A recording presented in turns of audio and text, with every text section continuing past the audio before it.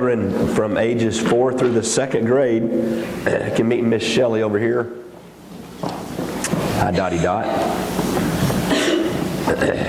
Thanks. Also, ladies, if you are interested in signing up for the women's retreat, Carol will be in the back on your way out. So see Carol in the back and she'll take your name down and then we can get you the information that you need. Is that clear? Okay, if you have your Bible, please turn to Genesis chapter 1.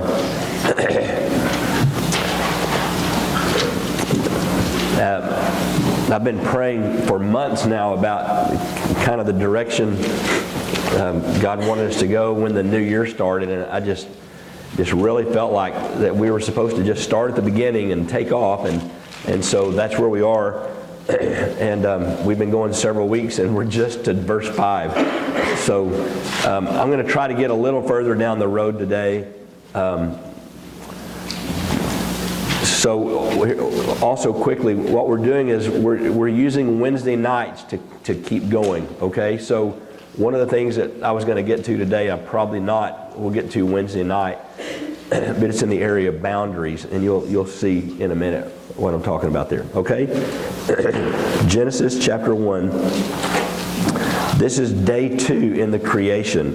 Start in verse 6. And God said, "Let there be an expanse between the waters to separate water from water." And so God made the expanse and separated the water under the expanse from the water above it, and it was so. God called the expanse sky. And there was evening and there was morning the 2nd day. Okay, so let's look at that quickly, and then we'll go to the 3rd day. So the word firmament that we know comes from a root word which means to hammer out or to spread out, like beating a plate of metal. Another rendering of the root is expanse, and that's, some of you have that, like in verse 6, God called the expanse sky. That's firmament, and it's also an interchangeable word with heaven. Okay, so our firmament involves the idea of something that is firmly put into place. God put this firm fixture in place. So what He was doing is He was spreading out the vault or the dome of heaven to support the weight of the watery clouds as He separated the clouds. So we remember from a couple of weeks ago in the first sermon that when God said, when it says, "In the beginning God created the heavens and the earth," it was like this, it was a contiguous water. I mean, there was nothing that separated. So there was water on the earth, but it was like this fog, and there was no line where they were separated. And so that's what this is saying, is that when God's begin to separate with the firmament, it's another what we know as our atmosphere. And so he shaped this dome or vault to separate the clouds from the water. Does that make sense? That's why he says the upper waters, which would be clouds, and the lower waters, which are on the earth. He spread out the atmosphere in the middle of the waters, excuse me, drawing up the lighter water and separating them in the visible heavens, leaving the large, heavy mass of water. I know this sounds silly, but it's really important because of the point I'm going to get to, okay? And so He created a division between waters and waters. And what was going on here, He was introducing the physical laws that cause clouds and keep them suspended. That's amazing to me. The Bible is not a book of science, okay? It never intends to do that. And yet, here you see this incredible thing where these physical laws go in to being. And this, I thought this was interesting. In verse 6, God said, "Let there be an expanse." So He says, "Let there be," and then the next sentence He said, "And God made the expanse." What? I thought back up there in the other He said, "Let there be light," and there was light. And now He says, "Let there be an expanse," and then He makes an expanse. Again, you know how my brain thinks. That kind of, I scratch my head about that. God actually made those things that he had called into being. This does not imply that the initial word, let there be a firmament, was inadequate to cause it to come into being. and that God actually had to make it. And that's not what it's saying. It's unfolding in greater detail about how intricate are the workings of God. Remember in Philippians chapter 1 it says, he who began a good work in you will be faithful to complete it. That's kind of the picture we're seeing here. That God, we have to be careful that we don't think that we have a corner on God and we know how he works. He does this every time. No, he doesn't. One day he said, let there be light. There was light. The next day he said, let there be firmament. And then he made a firmament. Be careful that you don't think you have your thumb on God going, I know exactly how he does. He will not stay under our thumb. But the beauty of that is he will do whatever it takes to work his will and his purpose and his plan. Okay? Psalm 8:3 says this, when I consider your heavens, talking about the firmament, when I consider your heavens, the work of your fingers. Isn't that incredible? So he's talking about, so here's God said, let there be an expanse. So God made the expanse, and then the psalmist said it was a work of his finger. One writer said, through the vastness of the firmament's extent, declares it to be the work of his outstretched arm. The admirable fineness and detail shows that it is a curious piece of art, the work of his fingers. I thought that was interesting. So the firmament is like the working of God's fingers. There's two other places in the Bible when it talks about the finger of God. One is in Exodus chapter 8. Remember, Exodus was about the coming out of bondage out of Egypt. Remember, the Israelites had just blossomed and just tons of Israelites. And the day came when God said, now it's time to let my people go. So he shows up in the burning bush to Moses, and Moses is going to lead them out, remember? And he's getting ready to do that, and then God sends these plagues. Well, one of the plagues in chapter 8 was the plague of gnats. Now, I've been at ball games where the gnats are like, you just can't get them away. Anybody else? I mean, can you imagine, though, there's gnats in your food, in your bed, in your bathroom, in your car. I mean, everywhere you go are gnats. That's kind of the picture there. And Exodus 8:19 says, regarding the plague of gnats, Pharaoh's magicians were saying to him, this is the finger of God. And then the other place that talks about the finger of God is in Exodus as well. And it's Exodus 31 verse 18. And it's talking about the 10 Commandments. And that verse says, when the Lord finished speaking to Moses on Mount Sinai, gave him 2 tablets of the testimony, the tables of stone inscribed by the finger of God. Firmament, expanse, something stretched out and spread like a curtain, a tent or canopy, put there by the finger of God. Isaiah 40, verses 21 through 22 says, do you not know? Have you not heard? Has it not been told to you from the beginning? Have you not understood since the earth was founded? He sits enthroned above the circle of the earth. He stretches out the heavens like a canopy and spreads them out like a tent to live in.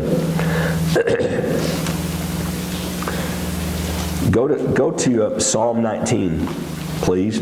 Middle of your Bible, pretty much, unless you have a lot of concordance and maps.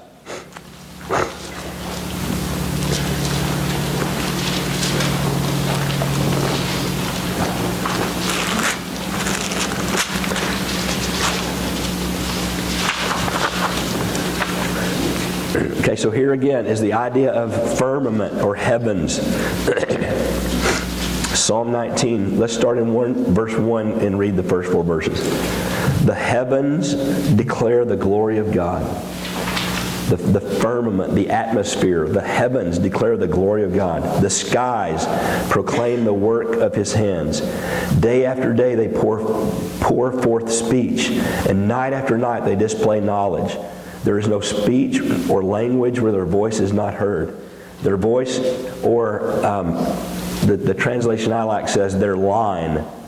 Anybody have line in yours? Yeah, okay. Their line is stretched out into all the earth, their words to the ends of the world.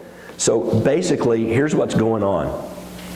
In the firmament, the created heavens, what David is saying here is it's like he personifies them, and they're going, look, would you listen? Pay attention. Watch, here, we are declaring the work of God. We are showing ourselves to be God's handiwork. Who could ever see us and say, there is no God? And see our effects and say, there is no cause.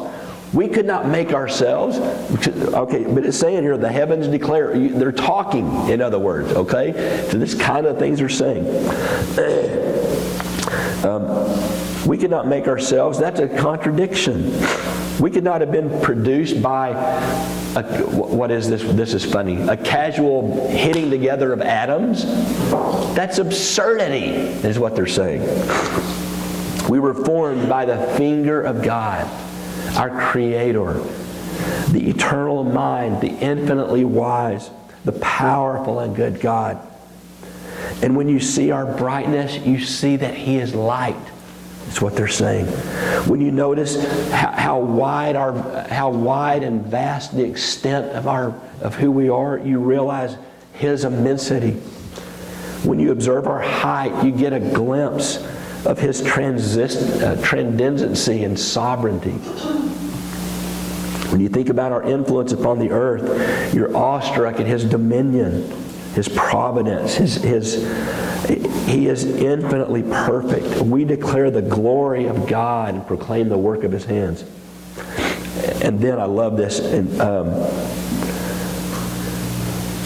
verse 2, day after day they pour forth speech, night after night. Listen, it's like they're saying, and when this day is done,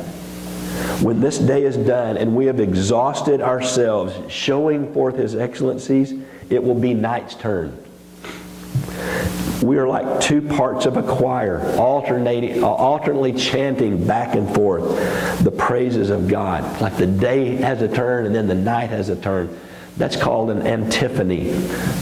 We do antiphonies sometimes, like in the back of the hymnal, when the leader will read and we respond. That's kind of the picture here, that day and night are like going back and forth. He's awesome. Yeah, He's awesome. God is awesome. God is great. They're going back and forth.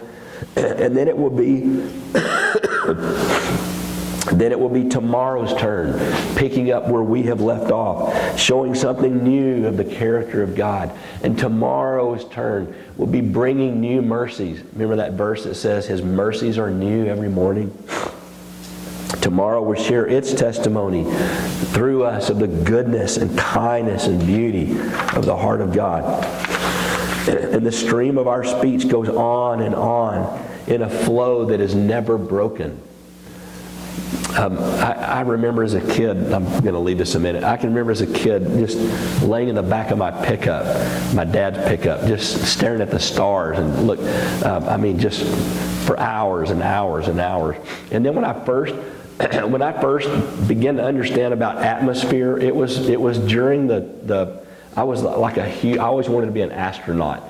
I was fascinated by, and one of the things that scared me was that when the capsules would come back to the earth, maybe this was blown up in my mind more than it was anything else, but I remember them saying if the capsule doesn't come back at the certain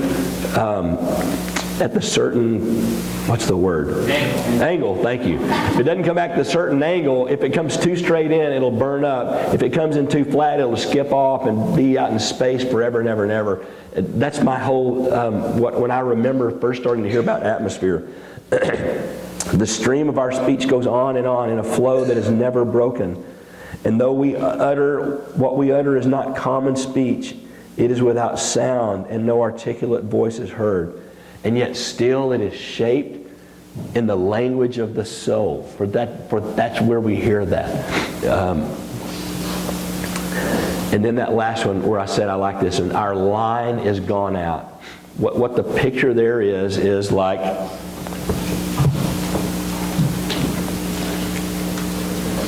this line right here.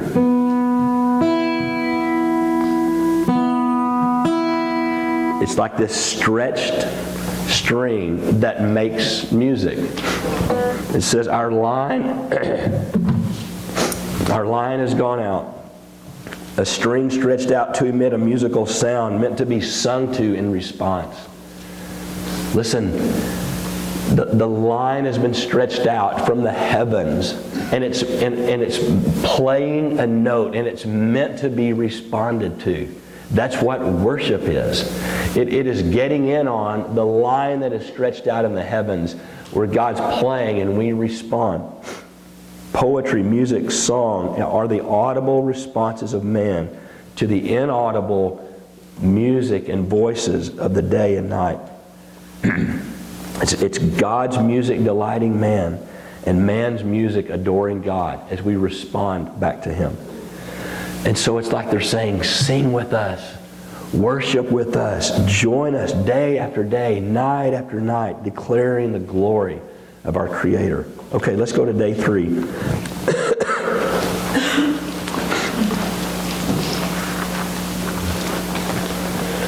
And God said, let the water under the sky be gathered into one place, and let dry ground appear. And it was so. And God called the dry ground land, and the gathered waters He called seas. And God saw that it was good. And then God said, let the land produce vegetation. Okay, we won't get into that today. God said, let the water under the sky be gathered to one place. Okay, stay with me, okay? Waters which had covered the earth, right here, are ordered to retire. Like they'd covered and God's going, you go and you take the place that I have made just for you. I have boundaries for you, water, and you go there. That's important. Stay with me. The hollows at which were fitted and appointed for their reception and rest. Now, it's interesting that over and over and over in the Bible, water and seas are often signify trouble or affliction. Okay, it's not saying that here, but I'm chasing a rabbit here. Here are a few of these. You can just jot these down. Psalm 32:6. Therefore let everyone who is godly pray to you while you may be found. Surely when the mighty waters rise, they will not reach him. Psalm 42:7. Deep calls to deep. In the roar of your waterfalls, all your waves and breakers have swept over me. Psalm 69:1 and 2. And verse 14, save me, O God, for the waters have come up to my neck. I sink in the miry depths where there is no foothold. Rescue me from the mire. Do not let me sink. Deliver me from those who hate me, from the deep waters. Psalm 124:2 through 5. If the Lord had not been on our side when men attacked us, when their anger flared against us, they would have swallowed us alive. The flood would have engulfed us. The torrent would have swept over us. The raging waters would have swept us away. So you get that. So waters and seas, a lot of time in Scripture, have to do with trouble and affliction. However, stay with me, however, just like the waters and sea here on day 3 that had a boundary, our afflictions and our troubles all have a place to be kept in by God, that He's appointed and within the bounds that He has set for them to accomplish His purpose. Okay, you got to hear me here, okay? Some of you are going, yeah, that's right. Listen, this isn't talking about trouble you made for yourself. Okay? I mean, I can make trouble for myself and go, now I'm mad at God and He didn't do that to me. I did that to me, right? Some of us get so bent out of shape at God for things that we've done to ourselves. That's not what I'm talking about. Don't hear me wrong. I mean, if I don't work, I don't eat. And so I'm responsible for me. I'm not responsible for you. I'm responsible for myself. I'm responsible to you, but I'm not responsible for you. And so I have my own responsibilities. And so if I don't work, I don't eat, Proverbs says. Well, if I don't work, then now I've created trouble for myself. Is that God's fault? No. But I'm talking about that God does have times when He brings trouble and affliction to purify some place in our life, to cause us to cry out to Him, to cause us to press into Him. But here's the beauty of it. When those troubles and afflictions come from the hand of God, they have their boundaries. Isn't that awesome? Just like these seas had their boundaries to accomplish His purpose. Job 38, 8 through 11 says, "Who shut up the sea behind doors when it burst from the womb? When I made the clouds its garment and wrapped it in thick darkness? When I fixed limits for it and set its doors and bars in place? When I said, 'This far you may come and no farther.'" Can you hear the boundary, the limits? "This far you may come and no farther. Here is where your proud waves halt." Wow, that's unbelievable news. So when there's affliction in my life, when God is trying to get my attention, I know that it's on assignment. It has boundaries. Let's look at. I think I got one more verse in me. Psalm 104.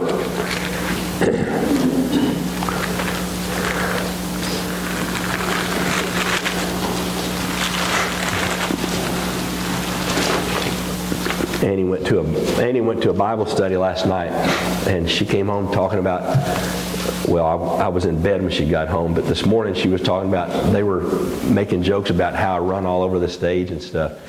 And so today, if you're visiting, you got to give me another chance, okay?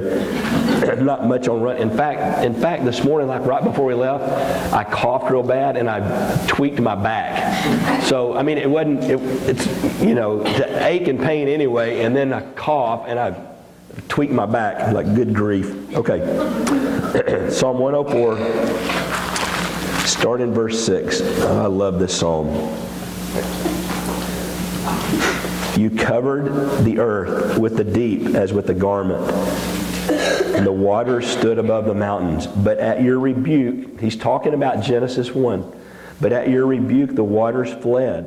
At the sound of your thunder they took to flight. They flowed over the mountains, and they went down into the valleys to the place you assigned for them.